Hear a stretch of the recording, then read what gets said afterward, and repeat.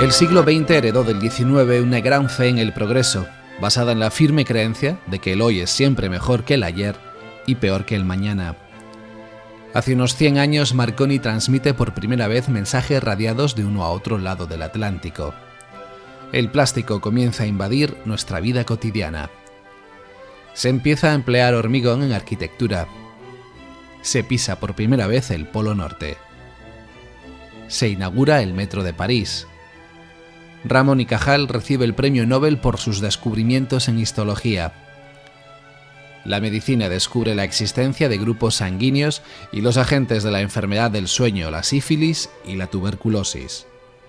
En resumen, una eclosión de avances que puso de moda el comentario popular de que hoy las ciencias adelantan que es una barbaridad.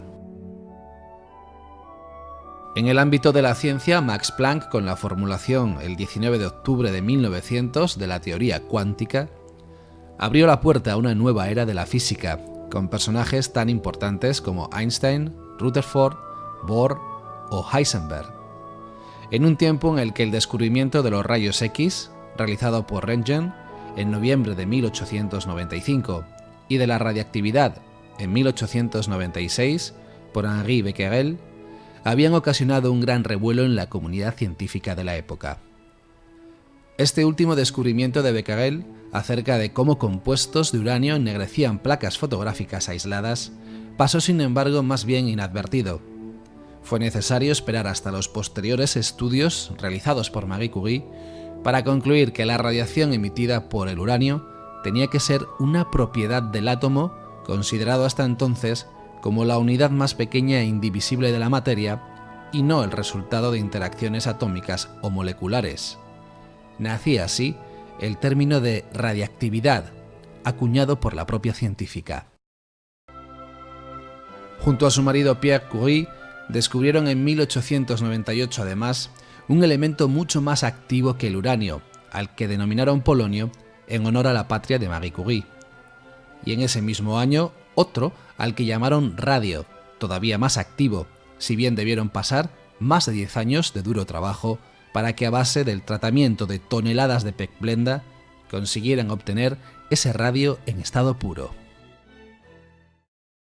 El radón, aislado por primera vez por Dorn en 1908, no es sino un elemento gaseoso procedente de la desintegración del radio, que a su vez es un producto de desintegración de la cadena del uranio presente en la corteza terrestre. Podemos entonces concluir que nuestro planeta Tierra es radiactivo desde su creación hace unos 4.500 millones de años, aunque no ha sido hasta hace poco más de 100 años que nos hemos percatado de ello. En el estudio de la radiactividad, Pierre Curie, por un lado, y Rutherford, por otro, descubrieron que las sustancias radiactivas emitían radiaciones de naturaleza diversa.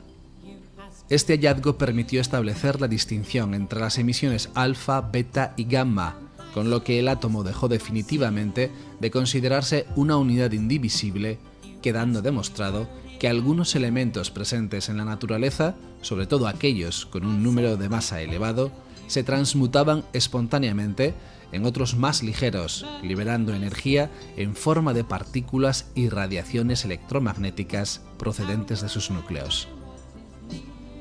En 1934, año en que murió Marie Curie, su hija Irene Curie descubrió junto con su marido Frédéric Joliot la radiactividad artificial, es decir, la posibilidad de crear elementos radiactivos en el laboratorio. Ha sido sin duda un descubrimiento de gran impacto en nuestra sociedad, ya que el empleo de este tipo de elementos, tanto en la medicina como en la industria, ha contribuido de manera importante al desarrollo de ambas. Así, hoy en día se ha convertido en algo cotidiano el empleo de elementos radiactivos artificiales en el diagnóstico y tratamiento de enfermedades, así como su utilización en muchos procesos industriales de gran interés social, como por ejemplo los detectores de humos empleados en la detección de incendios.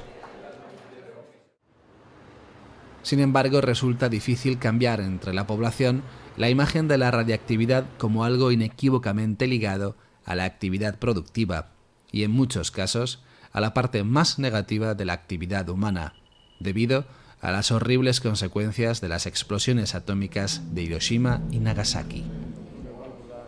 Y es que muchas veces al abordar este tema nos olvidamos del hecho de que las emisiones procedentes de los elementos radioactivos tienen unas características específicas propias al margen de que dicho elemento sea de origen artificial o natural. 3 son los principales tipos de radiación emitidos por los elementos radiactivos: alfa, beta y gamma. Los rayos alfa, partículas cargadas compuestas de 2 neutrones y 2 protones, son emitidos por los núcleos de elementos de número atómico elevado, tales como el uranio, el torio, el radio o el mismo radón que nos ocupa. Debido a su masa y a su velocidad, las partículas alfa, al atravesar la materia, son frenadas muy rápidamente, produciendo una elevada ionización al liberar electrones de los átomos con los que interaccionan. Por esta razón, la protección contra este tipo de radiación, que se puede conseguir fácilmente, incluso con una fina hoja de papel o algunos centímetros de aire, es más difícil de lograr cuando el elemento emisor de dicha radiación está en el interior de nuestro propio organismo.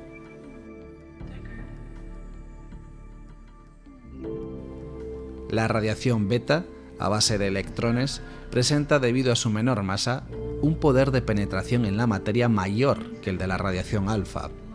La ionización que produce es menor y, por lo tanto, para su frenado se precisan algunos metros de aire o láminas de aluminio de pequeño espesor, mientras que en el cuerpo humano es capaz de penetrar en la piel hasta varios milímetros de profundidad.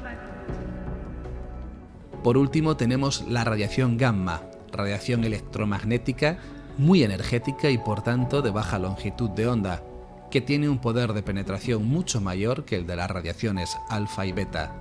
Puede atravesar totalmente el cuerpo humano y se necesitan espesores del orden de metros de hormigón para frenarla.